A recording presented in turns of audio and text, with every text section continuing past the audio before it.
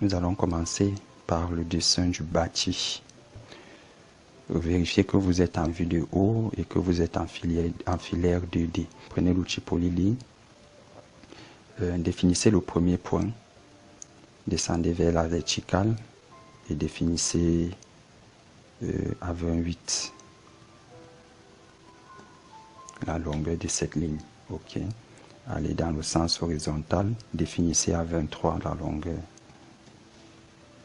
Remontez dans le sens vertical, 28, entrée. Et vous pouvez faire un clic droit, clore. Voilà. Ok. Ça sera l'assise de notre bâti. Nous allons continuer avec le profil pour ressortir le réservoir. Prenez encore l'outil Polyline.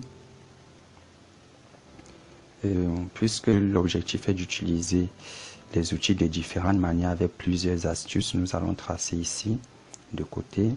Définissons la longueur à 24, définissons la largeur à 19. Remontons. Et cette fois-ci, vérifiez que vos repérages et vos accrochages aux objets 3D sont enclenchés et venez, regardez, voilà, je ne suis pas obligé d'arriver au bout, je clique n'importe où. Quand ça a déjà pris l'alignement, je clique et ça a pris. Voilà. Je peux encore faire clic droit, clore. Ok. Cette fois-ci, nous allons déplacer ceci. Nous allons le déplacer. Sélectionnez-le, cliquez sur déplacer. AutoCAD demande de spécifier le point de base de déplacement. Je vais faire appuyer sur la touche CTRL, clic droit, choisissez le milieu entre deux points. À ce moment, choisissez les extrémités.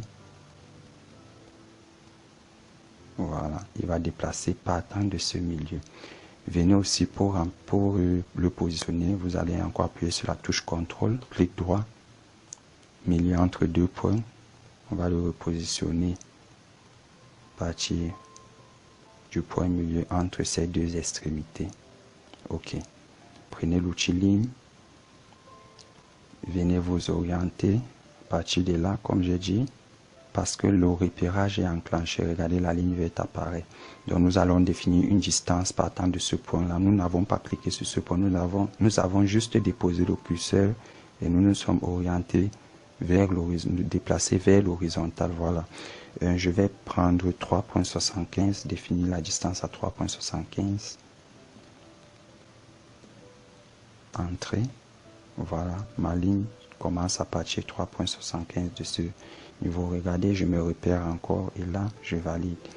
La ligne est tracée. Ok. Nous allons utiliser cette fois-ci l'outil miroir 2D. Venez dans modification, dérouler, miroir, sélectionner, choisir l'objet, entrée. AutoCAD demande de spécifier le centre de symétrie. Je vais prendre au milieu là. Je vais valider et là je m'oriente comme ça parce que si je m'oriente comme ça, le miroir sera de l'autre côté. Moi je le veux comme ça. Ok, je valide n'importe où. D'effacer les objets sources, je vais dire non. Pourquoi l'interface AutoCAD dialogue avec moi comme ça? C'est parce que le mode saisie dynamique est enclenché, que l'interface dialogue avec moi. Mais pourquoi est-ce que ça me propose aussi de supprimer ou de conserver les objets sources? C'est parce que dans Outils, Options,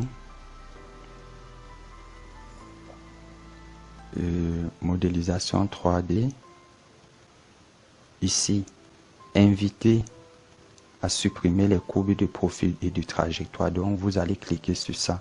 Chez vous, ça doit certainement être autre chose. Donc, valider l'expression et inviter à supprimer les courbes des profils et des trajectoires. Donc, valider ça.